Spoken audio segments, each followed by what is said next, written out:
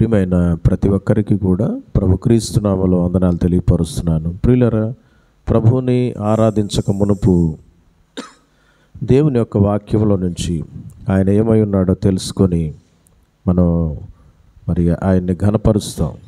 ఈ యొక్క 57వ అధ్యాయంలో యెషయా గ్రంథం ప్రభువారు మరి భక్తిహీనులైనటువంటి వారిని గురించి, పాపం చేసేటువంటి వారందరి గురించి కొన్ని విషయాలు తెలియపరుస్తూ, మరి ఆ స్థితిగతి ఏ విధంగా ఉంది అనేటువంటి విషయాలను తెలియపరుస్తూ, చివరిగా తను ఎంత గొప్ప దేవుడై ఉన్నాడో, ఎటువంటి దేవుడై ఉన్నాడో ఆయన తెలియపరుస్తున్నాడు. కనుక 57వ అధ్యాయము యెషయా గ్రంథం అంతా మనం గమనించం, కానీ దీంట్లో నుంచి కొన్ని విషయాలు మన ప్రభు ఏమైనాడో ఆలోచన చేస్తాం. ప్రియులారా, చూడండి 15వ వచనాన్ని చదివినట్లయితే, మహాఘనుడును మహోన్నతుడును పరిశుద్ధుడును నిత్య నివాసియునైనవాడు ఇలాగూ. ప్రియులారా, మన ప్రభు గురించి ఇక్కడ తెలియపరచబడతా ఉంది. మన కోసం ప్రాణం పెట్టి తిరిగి లేచినటువంటి యేసుక్రీస్తు వారు ఏమై ఉన్నాడు? ఆయన మహాఘనుడు అని తెలియపరచబడతా ఉంది. ఆయన ఘనత నొందినటువంటి వాడు, అన్నిటికంటే గొప్ప ఘనుడు అనేటువంటి విషయం మనం తెలుసుకోవాలి. ప్రియులారా, మరి ప్రపంచం మొత్తంలో మరి పాత నిబంధన సమయంలో మనం గమనించినప్పుడు బబులోను సామ్రాజ్యం అన్నింటికంటే కూడా బహుఘనత వహించినటువంటి సామ్రాజ్యం.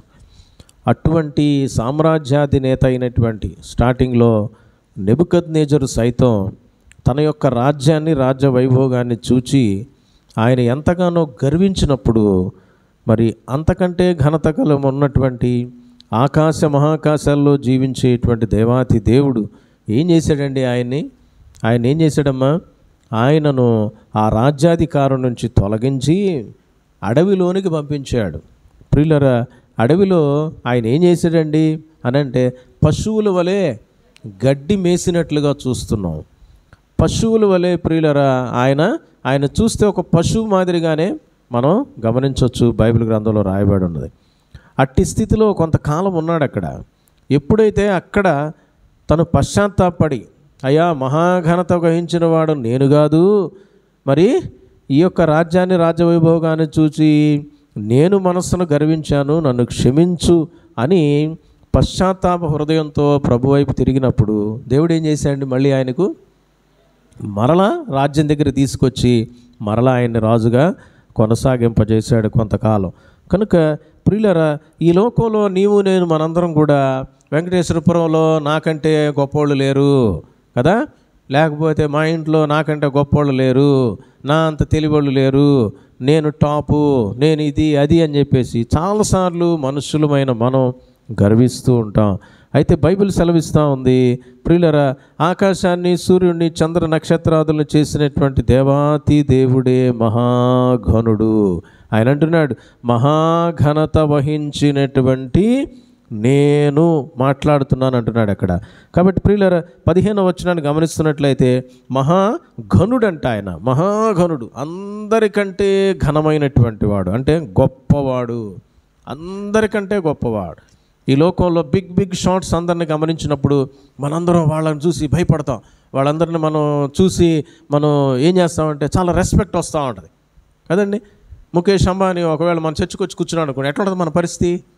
అయ్యా అసలు అంతా చాలా జాగ్రత్తగా, అసలు ఎవరేం మాట్లాడకుండా, చంటి పిల్లలు సైతం గొడవ చేయకుండా కూర్చొని, మరి ఆయన అంత పెద్దోడు వచ్చాడు మన దగ్గరికి అనేటు కదండి. ఈ లోక సంబంధమైనటువంటి రాజ్యాధినేతలు, అమెరికన్ ప్రెసిడెంట్ కానీ, ఇజ్రాయెల్ ప్రెసిడెంట్ కానీ, ఇంకా మరి ఈ లోకంలో అతి గొప్ప ధనవంతులు ఎవరైనా కానీ మన దగ్గరికి వచ్చినా, అతి ప్రాముఖ్యత కలిగినటువంటి వాళ్ళు మన దగ్గరికి వచ్చినా, వాళ్ళు మనకు ఎదురైన మన రెస్పెక్ట్ చాలా డిఫరెంట్గా ఉంటుంది ప్రియులారా. అయితే వీళ్ళందరినీ కలుగు చేసినటువంటి వాడు మన ప్రభు అయినటువంటి యేసయ్యే. వీరినే కాదు, ఈ భూమి అంతటినీ కలుగు చేసింది ఆయన. చెట్లు, చేమలు, పుట్టలు, నదులు, మరి సముద్రాలు, పర్వతాలు, కొండలు, గుట్టలు అన్నింటినీ కలుగు చేసినటువంటి వాడు ఆయన. ఆదికాండం 1వ అధ్యాయంలో మనం గమనించినప్పుడు సూర్యుడిని, చంద్రుడిని, విశాలమైన ఆకాశాన్ని, బ్రహ్మాండమైన ఆకాశాన్ని తయారు చేసినటువంటి వాడు ఎవరండి? మహాఘనత వహించినటువంటి వాడు ఆయన. అందరికంటే గొప్పవాడు ఎవరమ్మా? మన ప్రభువే. అందరికంటే గొప్పవాడు ఆయన. కాబట్టి ప్రియులరా, మహాఘనుడంట ఆయన. రెండవది ఏంటమ్మా? మహోన్నతుడు, అందరికంటే కూడా గొప్పవాడే కాదు, ఆయన ఉన్నతుడు, పైన ఉన్నటువంటి వాడు, ఉన్నతమైనటువంటి, అంటే అందరికంటే ఎత్తులో ఉన్నటువంటి వాడు. ఆయనని ఎవరు కూడా రీచ్ కాలేరు, అంతే. ఆయన యొక్క మహిమను రీచ్ కాలేం, ఆయన పరిశుద్ధతను అందుకోలేం, అసలు ఆయన్ని మనం సమీపించలేం. అందుకని మనం ఒక పాట కూడా పాడతాం. ఏం పాడతామండి? సమీపించరాని తేజస్సులో నివసించేటువంటి వాడు. ఆయన ఎదురుగా ఉన్నటువంటి దేవదూతలు సైతం యెషయా గ్రంథం 6వ అధ్యాయంలో గమనిస్తున్నట్లయితే ఏమండి, ఆయన చుట్టూ ఆవరించి ఉన్నటువంటి ఆ మహాదూతలు తమ యొక్క 6 రెక్కలుంటే 2 రెక్కలతో తమ కళ్ళను, తమ శరీరాన్ని 2 రెక్కలతో విహరిస్తూ ఏం చెప్తా ఉన్నారంట? ఒక దూత మరొక దూతతో ఏం చెప్తున్నారు? ఎక్కడ? పరలోకంలో. ఎక్కడ? దేవుని ఎదుట. ఆయన మహిమను కాంక్షించలేకపోతా ఉన్నారు. ఆయన అంతటి ఉన్నతమైనటువంటి స్థితిలో ఉన్నాడు. పరిశుద్ధతలో కానీ, ఆయన నివసించే స్థానంలో కానీ, ఆయన పనులలో కానీ ఆయనను ఎవరు కూడా చేరుకోలేనంత ఉన్నతుడు. కాబట్టి ఉదయకాల సమయంలో నీవు నేను ఆరాధించడానికి వచ్చిన అందరూ ఏడే ఉండాలమ్మా, ఇక్కడే చూడాలి, అటు ఇటు ఎవరు చూడొద్దు. అందరూ మనుషులే, అందరూ మన దగ్గర రెగ్యులర్గా వచ్చేటువంటి వాళ్ళే. ఎవరైనా ఒకళ్ళు వస్తున్నారు అనగా అటు ఇటు చూడటం, వెనక్కి తిరగటం అంటే అర్థం ఏంటంటే మీకు ఇంట్రెస్ట్ ఉండట్లేదు వాక్యం మీద అని అర్థం అన్నమాట. ఏమ్మా, చప్పుడైనప్పుడు ఏదైనా ఇబ్బంది అయినప్పుడు మరి వెనకున్న వాళ్ళు చూసుకుంటారు. కనుక ధ్యాస అంతా కూడా వాక్యం మీదే పెట్టండి. కాబట్టి మన ప్రభు మొట్టమొదటిగా ఎలాంటి వాడంట? మహా ఘనుడు, ఘనత వహించినటువంటి గొప్పవాడు. రెండోది ఏంటంట? మహోన్నతుడు, ఉన్నతమైన స్థానంలో ఉన్నటువంటి వాడు. ఏమండి, ఇక్కడి నుంచి ఒక కొండ మీదకి ఎక్కి ఆ నుంచి దూకమంటే దూకలేము మనం కదండి. కొండల కంటే, గుట్టల కంటే, ఏమండి, మనం చూస్తున్నటువంటి సూర్యుడి కంటే, చంద్రుడి కంటే, ఆకాశ నక్షత్రాల కంటే, ఆకాశము కంటే కూడా, ఆకాశం కంటే పైన ఎంతో ఉన్నతమైన స్థానంలో ఉన్నటువంటి వాడు మన ప్రభు. ఆయన ఎంత గొప్పవాడు అనేది మన మనసులో, హృదయంలో ఒక్కసారి ఆలోచన చేయండి ప్రియులారా. అటువంటి ప్రభువును మనం ఆరాధన చేయడానికి వచ్చాం ప్రియులారా. అంతేకాకుండా చూడండి, అక్కడ తెలియపరచబడతా ఉంది. ఏముందమ్మా? పరిశుద్ధుడు. ఇప్పుడే చూసాం, దేవదూతలు కాంక్షించలేనంత మహిమలో ఉన్నటువంటి పరిశుద్ధమైన దేవదూతలు సైతం ఆయన పరిశుద్ధత ముందు తట్టుకోలేక ఆయన మహిమను చూడలేకపోతున్నారు. ఏమండి, గాన ప్రతిగానాలతో ఒకళ్ళతో ఒకళ్ళు చెప్పుకుంటున్నారు ఆయన ఎవరు, ఎలాంటి వాడు? పరిశుద్ధుడు అని. అంతేకాదు ప్రియులారా, ఆ దర్శనాన్ని చూస్తున్నటువంటి యెషయా భక్తుడు కూడా యెషయా గ్రంథం 6వ అధ్యాయంలో ఏమన్నాడు తెలుసా? అయ్యో, నేను ప్రభువును చూచి తిని ఇక నేను చచ్చిపోతాను, ఎందుకంటే నేను అపవిత్రమైన పెదవులు కలిగిన వాడను. ఆయన మహిమను చూచినప్పుడు ప్రియులారా, ఆయనలో ఉన్నటువంటి అపవిత్రత ఆయనకు జ్ఞాపకం వస్తూ ఉంది.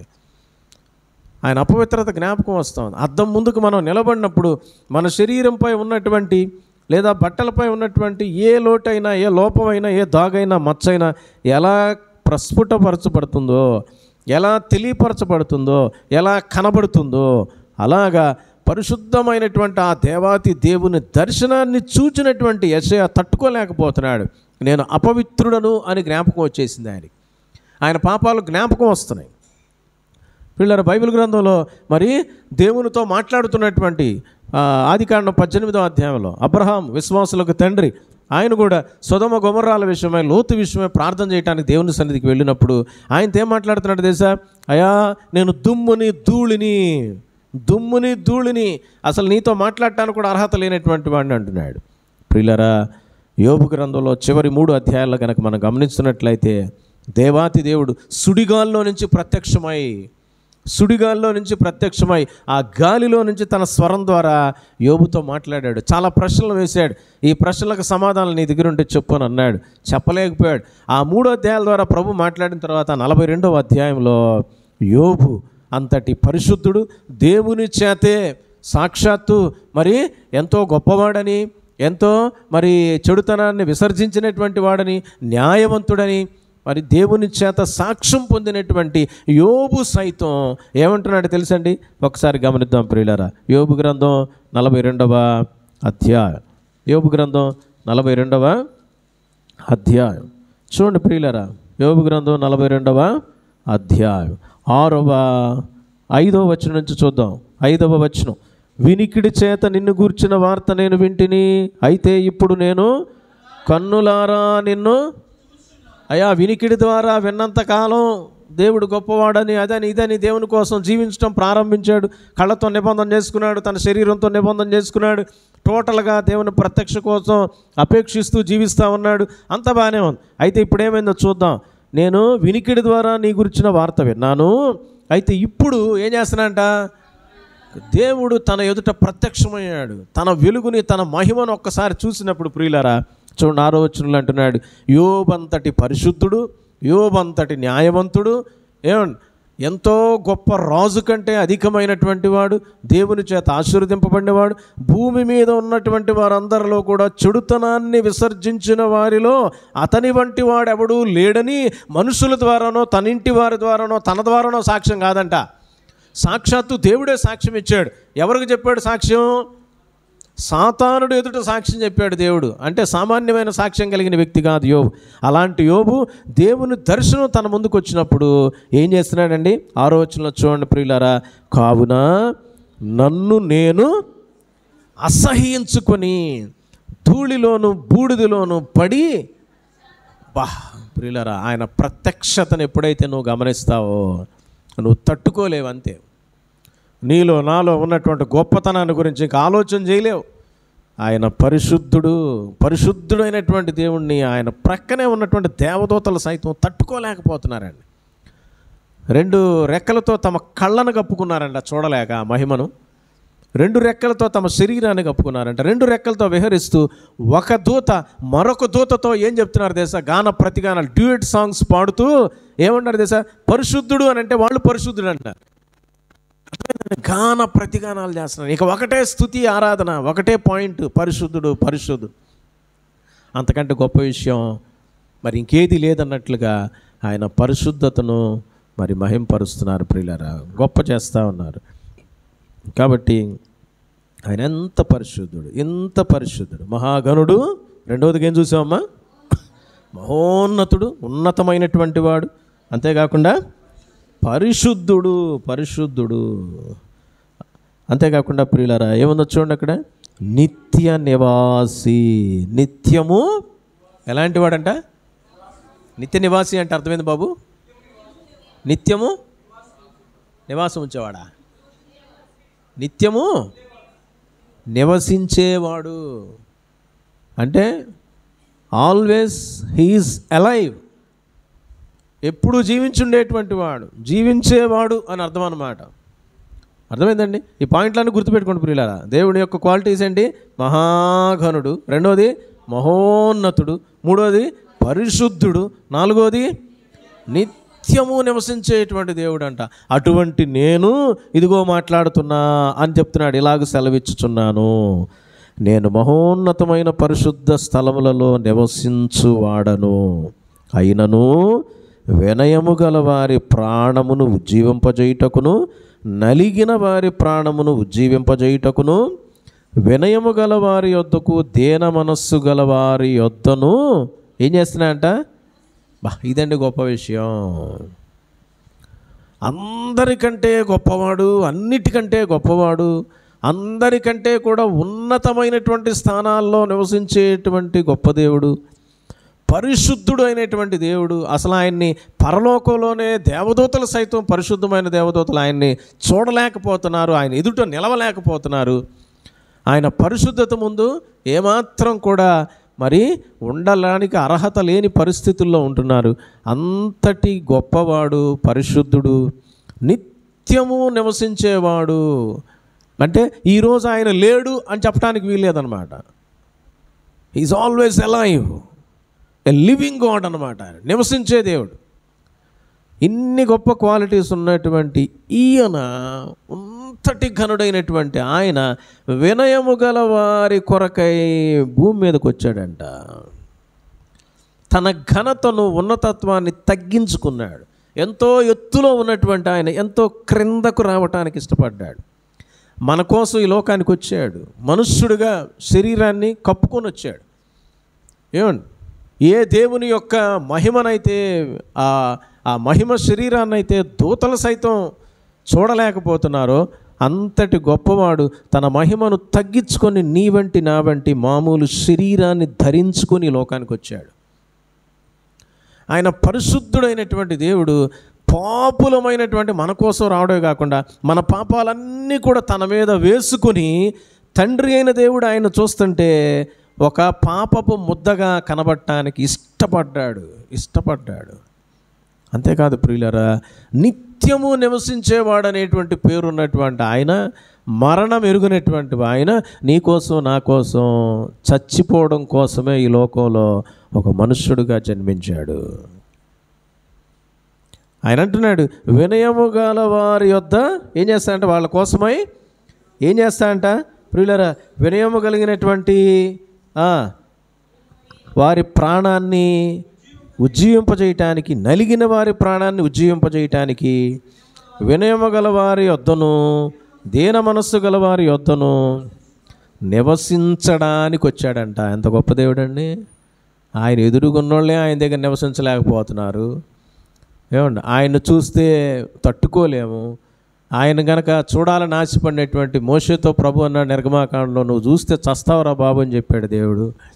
అంతటి గొప్ప దేవుడు, అంతటి ఉన్నతుడు, అంతటి పరిశుద్ధుడు, అంతగా మరణం ఎరిగినటువంటి దేవుడైనటువంటి పరిశుద్ధ స్థలాల్లో నివసించేటువంటి ప్రభు అయినటువంటి యేసయ్య ఏం చేస్తున్నాడమ్మా, నీ దగ్గర నా దగ్గర నివసించడానికి ఈ లోకానికి దిగొచ్చాడంట. ఆయన నమ్మినటువంటి వారి యొక్క హృదయాల్లో వచ్చి చేరుతున్నాడు. ఈ రోజున నీ నా హృదయాల్లో ఆయన ఉన్నాడా? ఉన్నటువంటి వాళ్ళు పరిగెత్తుకొని వస్తారు ప్రభు మందిరానికి, ఆయన ఆరాధించడానికి పరిగెత్తుకొని వస్తారు.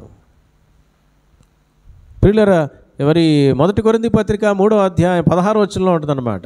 ఏముంటుందమ్మా, చదవండి. 1 కొరింథీ 3:16. మీ శరీరములు దేవుని యొక్క ఆలయమై ఉన్నవని మీరు ఎరుగరా అని అంటున్నాడు. చూడండి ప్రియులా, తీసారా? చదవండి ఎవరైనా బిగ్గరగా. మీరు దేవుని ఆలయమై ఉన్నారనియు దేవుని ఆత్మ మీలో నివసించుచున్నాడనియు మీరు ఎరుగరా. అబ్బా, ఎంత గొప్ప విషయం అండి! అసలు దేవుడు ఎక్కడ నివసించేవాడు? పరిశుద్ధ స్థలాల్లో నివసించేటువంటి వాడు. మనం ఎవరు? పాపులమే. దేవుడు ఎంత ఎత్తులో ఉన్నాడు అమ్మా, ఇటు చూడమ్మా. దేవుడు ఎంత ఎత్తులో ఉన్నాడు?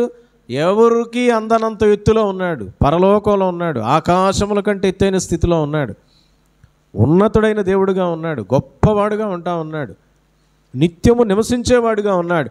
అటువంటి ఆయన తన యొక్క జీవితాన్ని ఒక ప్రారంభంలోనికి తీసుకొచ్చేటువంటి స్థితిలో ఒక మనుషుల్లాగా రావడానికి ఇష్టపడ్డాడు.